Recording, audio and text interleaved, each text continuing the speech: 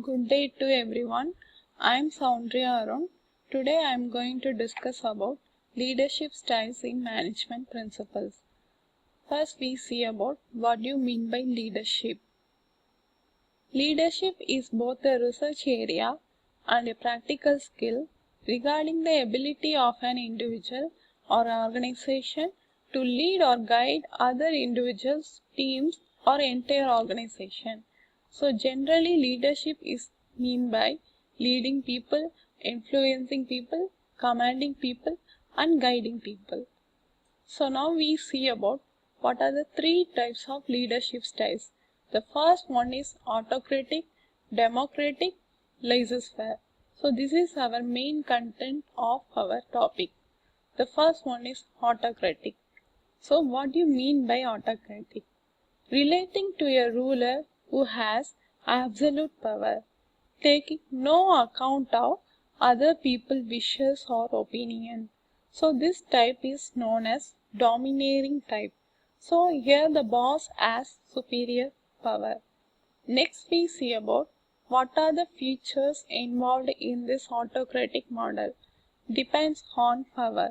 So power of leadership role is high in this one, and employee orientation is obedience.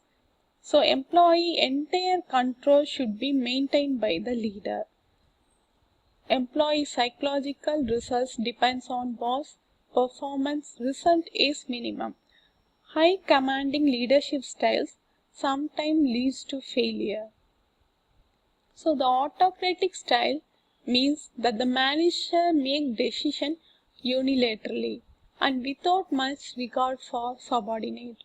As a result, the decision will reflect the opinions and personality of the management.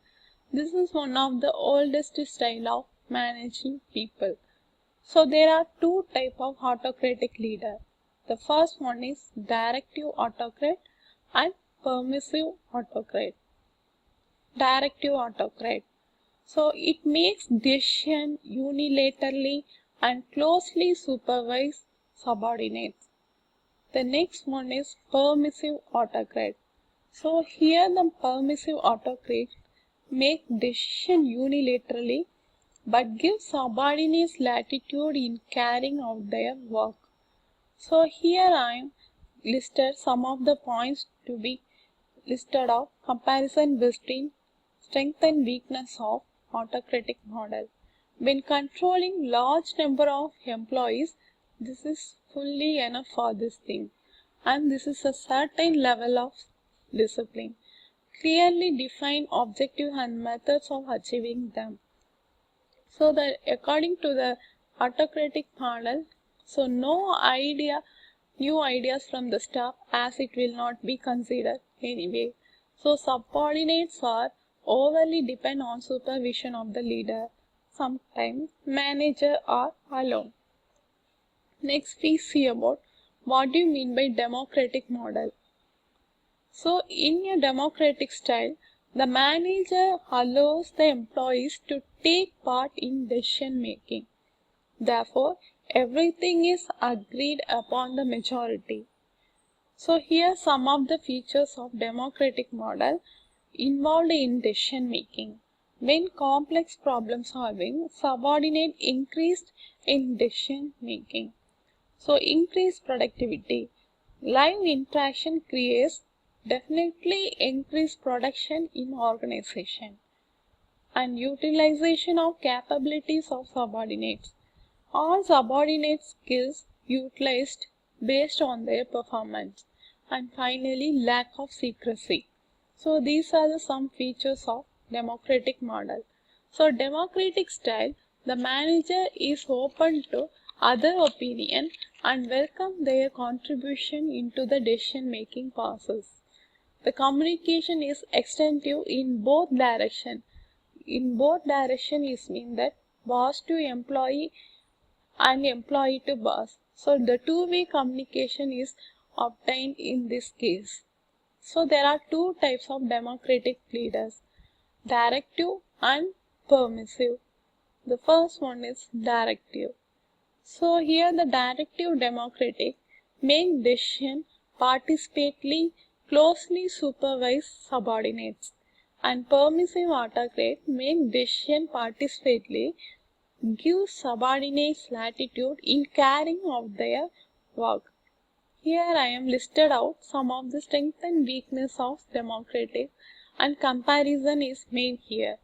The strength is authority is delegated to workers, which is motivating. Every decision is made with the majority's agreement. We already seen two-way management style approach is used in democratic. Weakness is mistakes can be made if workers are not skilled or experienced enough. Decision making process can be very slow in this democratic model. The next we see about laissez-faire. It is also known as a delegative leadership style. It is a type of leadership style in which leaders are hands-off and allow group members to make the decisions. Research have found that this generally the leadership that leads to lowest productivity among group members. The laissez-faire, the main feature is promotes trust in worker. No work for leader, so leader sometimes in out of focus. Employee engaged with lots of responsibility, and leader provided resources allocation by leader from the head of the organization. Only sometimes it is possible. Here I am listed some of the strength and weakness of laissez-faire. The strength is that team efficiency performs tasks, team feels trusted and respected, leader spends less time on decision. So the weakness is that unskilled team which gives the result of less productivity. So high skilled team definitely give high productivity. So we have to easily find out unskilled people here, and out of sight, out of mind syndrome, silos. So these are the some weakness of laissez-faire. This research is defined about autocratic, democratic, and laissez-faire. A leader performs his or her leadership role based on the environment is changeable, like a cyclic process. So that's what here explained research in leadership styles. So leadership styles from the control over from high to lower level. So higher level, higher control of leadership with the authority getting from the leader. So it is called for autocratic. So in the other name, directive, moderate level of control from boss, democratic. In other words, it is called for participative, and laissez-faire is a lower control from boss. In other words, is called for delegative. So it implies higher control to lower control. So here I am given some of the examples of styles of leadership. The first one is autocratic. The best example is Hitler. Democratic, US President Mr. Obama. And laissez-faire, our father of nation, Gandhiji. So many of the leaders having many different type of leadership styles in their own life. So here autocratic, democratic, and laissez-faire having some of the synonyms we generally used in our topics. So you just read these things and make a note on this. So finally we come to the conclusion. Management styles are the ways managers make their decision and relate to their subordinates. Some management styles or leadership styles may be best for the situation and some cannot be. So the manager should be a dynamic person. So the leadership style is a leader's styles of providing direction, implementing plans, and motivating people. There are many different leadership styles that can be exhibited by leaders in the political, business, or other field. So with this I conclude my topic. Thank you for watching this section.